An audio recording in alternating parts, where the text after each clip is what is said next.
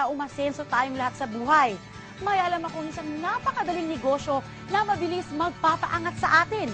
Ipapakita ko sa inyo kung paano tayo maaaring kumita ng higit pa sa kinikita ng karaniwang empleyado. Sadyang mahirap ang buhay ngayon. Marami sa ating kabataan nagsisipag tapos ng pag-aaral pero walang makuhang trabaho. Meron din namang pinapalad na magkaroon ng trabaho o pumasok sa negosyo. Ngunit ang kanilang kinikita'y sapat lamang para sa pangunahing pangangailangan tulad ng pagkain, damit at tirahan. Marami sa atin ang nagsisikap pero hindi pa rin pinapalad sa napasukang business. Marahil masyadong mataas ang kapital, kulang sa tauhan, mabagal ang return of investment o di kaya naman ay sadyang mahirap i-manage ang napasukang negosyo. Naniniwala ako na tayong mga Pinoy ay may angking talino at kakayahan dahil ilang beses na nating napatunayan ang ating galing maging sa ibang bansa. Bigyan lamang ng tamang pagkakataon, mangingibabaw ang Pinoy sa manlarangan mapunta. Magaling talaga ang Pinoy maging sa negosyo. Pero sa totoo lang, matindi ang kompetisyon ngayon kaya mahirap lumaki sa negosyo. Maaaring ang tatargetin natin ay yung klaseng business na sasagot sa pangunahing pangangailangan natin. Ayon sa National Statistics Office, sa sinurvey na 2 milyong Pilipino, 42.8% ang kita natin ay napupunta sa pagkain. Mura lang naman ang puhunan sa pagkain, pero mabusisi ito at pagod ang katawan mo. 13.3% na kita ng Pinoy ay sa upa ng bahay. 6.7% ay sa mga bilihing karne na inuulam sa araw-araw. 6.5% napupunta sa gas, kuryente at tubig. Tingnan natin ito. 7.4% ang ginagastos ng mga kababayan natin sa transportasyon at komunikasyon. Mas mataas pa kaysa sa karne, kuryente at tubig. Nagpapatunay na tayo mga Pilipino mahilig makipag-ugnayan. Sa pagtatayo ng negosyo, kailangan na ito'y simple, madaling intindihin. Isang negosyo na hindi na kailangan ng special skills o special education. Yung kahit sino kayang gawin ito at hindi na nangangailangan ng malaking kapital. Dapat malawak ang market at may produkto na makabago, yung sumusunod sa trend at kakaiba. At ito ay dapat madalas kailanganin para ang negosyo tuloy-tuloy. Itong negosyong ipapakita ko sa inyo, pasok lahat ng criteria na sinabi ko. Una, malaki at lumalawak na merkado. Dapat maraming nangangailangan ito. Biruin nyo, mahigit sa 36.2 milyong Pinoy ay gumagamit ng mga cellphone. At ayon sa survey na ginawa ng Pulse Asia, 96% nito ay naka-prepaid. Ayon naman sa isa pang survey, sa isang taon, gumagastos tayo ng mahigit na 93 billion pesos na halaga para sa prepaid cards. At lumalago pa ito taon-taon ng 18% hanggang 25%. O diba, napakagandang pagkakitaan ng negosyo ng prepaid cards. Ito ay pangmatagalan. Isang negosyo na base sa mobile at wireless technology o ang tinatawag nating cellphone o text messaging business, itatap lang natin ang technology na meron na ang halos lahat ng tao, kaya't mabilis ang bentahan, kaya't hindi na tayo mamumuhunan ng malaki.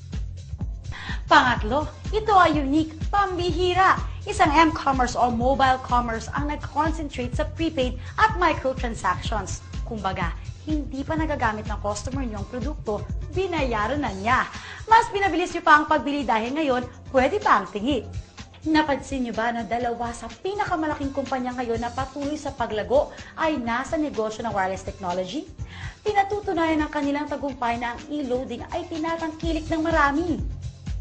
Isipin nyo, meron kayong cellphone.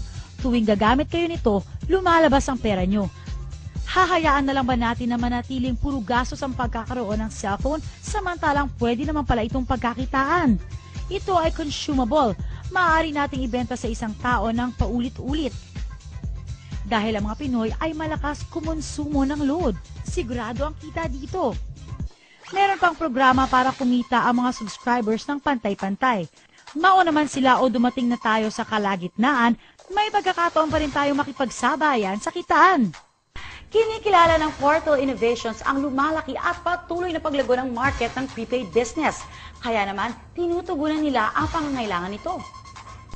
Hindi na baguhan sa larangan ng ganitong negosyo ang Portal Innovations. Noong June 2003, ipinakilala nila ang kauna-unahang Universal Prepaid Loading System sa Pilipinas. Sila din ang nagpakilala ng pagdidistribute ng prepaid cards na cardless sa pamamagitan ng pagpapadala ng pins via text. Hindi lang yan. Nagamit ang Portal Innovations ng 2004 Philippine Marketing Excellence Award for the most outstanding SMS and web technology provider.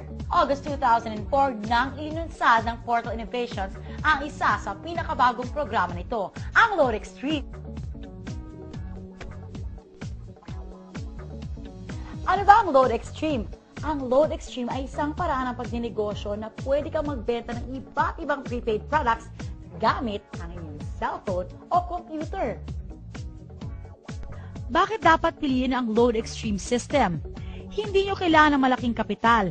Sa maliit na halaga o maaaring libre pa, pwede kayong maging retailer. Walang physical inventory ng mga prepaid cards. Walang tauhang dapat swelduhan, kung kaya't napakagaan sa bulsa bilang panimulang negosyo o sideline. Dito ay hindi nyo kailangan umupa ng pwesto dahil kahit nasa bahay o nasa labas ka man, maaari pa rin magpatuloy ang negosyo. Pwede itong gawin ng part-time o full-time. Isang cellphone lang ang kailangan nyo para makapagbenta ng iba't ibang prepaid products. At kahit mawala pa ang inyong cellphone, maaari nyo pa rin ipagpatuloy ang negosyo dahil kahit gumagamit kayo ng ibang cellphone, pwedeng-pwede. Basta't i-memorize lang ang inyong ID number at PIK. May website din ang Load Extreme kung saan maaari nyong i-monitor ang real-time record ng inyong sales transactions. Madaling i-check ang laman ng inyong load wallet. Dito, nakikita kung magkano na lang ang balanse ng inyong load. Kapag sa web ka nag-transact, walang mababawas na pisong load mula sa iyo. At higit sa lahat, sa Load Extreme, ang isang ordinaryong tao tulad natin ay maaaring kumita ng higit sa karaniwan. Lahat ng electronic loads, prepaid cards, insurance, and other products, pinagsama-sama sa isang cellphone. Isang cellphone, dala mo na ang lahat. Ilan lamang ang mga ito sa mga produkto at serbisyo may bibigay sa inyo ng Load Extreme. Wireless card products, over-the-air man, o landline, maging satellite TV o satellite phone services, kahit pa internet, online gaming, at kahit sa advertising o insurance pa man. Pwede kayong magpa-impress sa inyong mga minamahal o maging instant flower shop. Higit pa dyan ang kayang ibigay ng Load Extreme dahil ang vision nila ay maging singular access sa mga produkto at serbisyo na madalas natin bilhin gamit ang isang cellphone. Ito ang future ng prepaid. Marami na ang natulungan ng Load Extreme. May mga teachers na tulad ni Linda Santos at Alan Ramos, FX driver na si Sonny Padua, isang dating OFW na si Steve Burak, at si Cecil Agapito na isang estudyante. Isa akong college professor at nagtuturo sa isang kilalang universidad sa Baliwag na for almost 26 years, ginawa ko itong source ng living. Sa ngayon, alam ko na hindi ito sasapat. Kaya nag-decide ako na mag-resign na at magpunta sa Load Extreme. Pumunta sa amin yung isang kapitbahay namin na before ang dami na niya ino-offer na business. Sabi ko, kasi alam ko, siya palagi naka-involve sa mga networking. Sabi ko, ayoko niyan. Gusto ko yung business na makakatulong sa kapwa ko, na hindi lang ako ang pwedeng matulungan. Madali lang kasi lahat naman tayo ngayon updated sa technology. So, hindi siya ganun kahirap na malaman. Malaki ang naitulong sa akin ng Load Extreme. Kasi yung mga pangarap ko noon, ngayon ko lang unti-unting nakukuha. Kung ang sinusweldo mo noon ay ganito kaliit, so ngayon masasabi kong triple at pwede ko pang times 5 na nakukuha ko yan sa Load Extreme. Yung dati kong mga problema financially dito na umokot.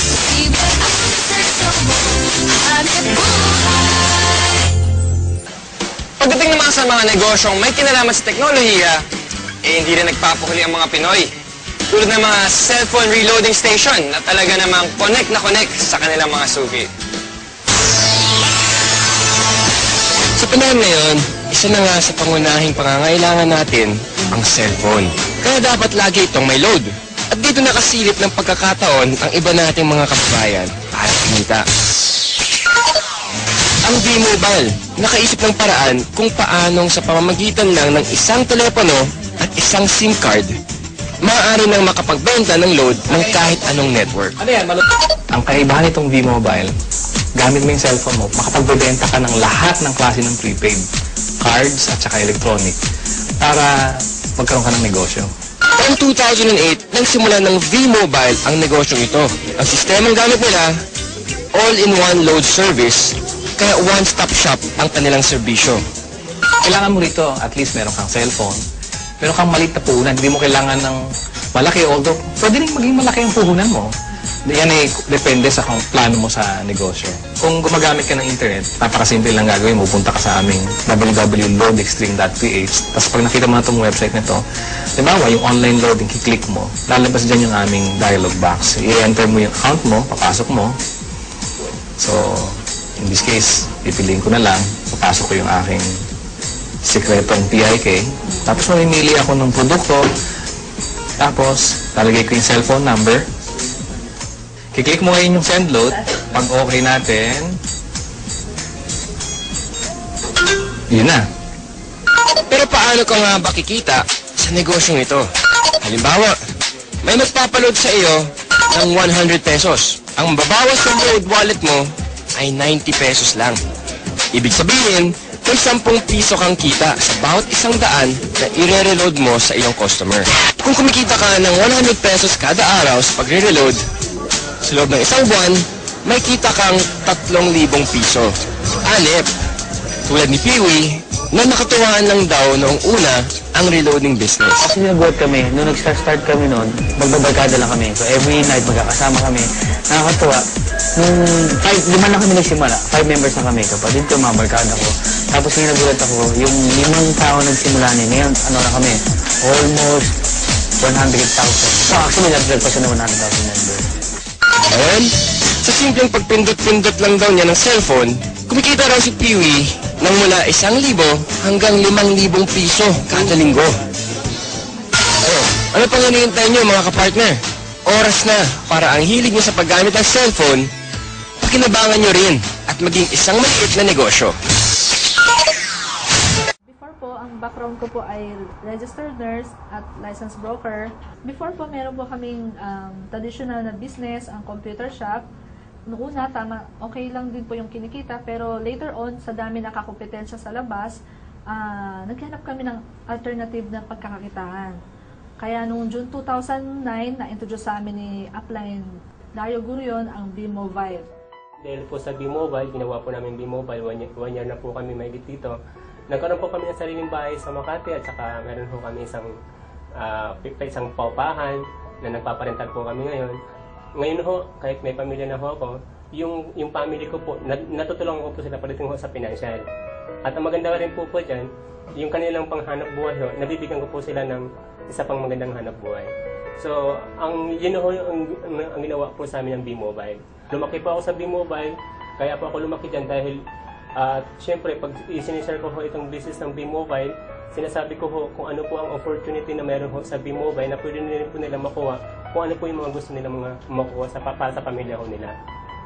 At yun nga po, kung halimbawa, sa kayo ho, no, nakikinig po kayo ngayon dyan, member ka po ng B-Mobile o matagal ka na po member ng B-Mobile, gawin nyo lang ho, tuloy-tuloy nyo lang itong negosyo ng B-Mobile. Kasi ang maganda po rito, pag tinuloy-tuloy niyo po ang negosyo ng B-Mobile at sa tingin niyo po, akala mo parang napakadinig pa para sa iyo, bukas ho, pagputok ng araw, ikaw na rin ang magkukwento ng mga maganda na nangyari sa iyo.